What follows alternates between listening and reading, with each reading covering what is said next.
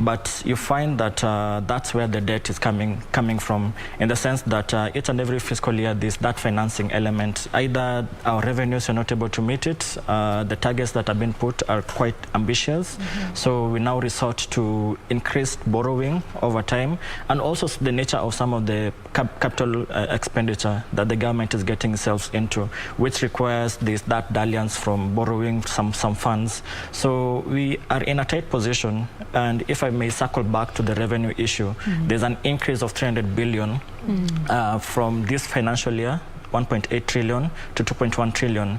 Probably from policymakers' projections, they have estimated a nominal growth rate of 11%. By nominal growth rate, that is the numbers, GDP numbers, in that year using the currency for that particular year. So that's expected in the current financial year. Is expected, the nominal GDP is expected to be at 12.6 trillion.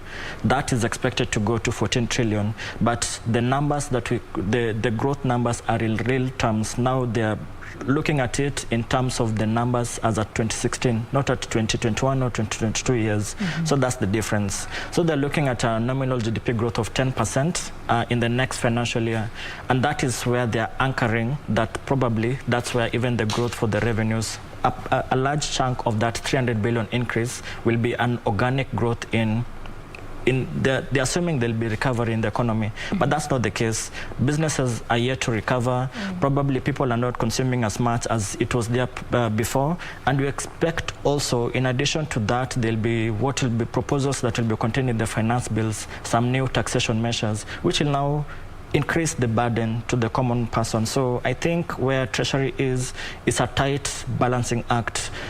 Increase of revenues to try to match this rising expenditure, and yet the odds are stacked against them, against the reality of the current macroeconomic environment.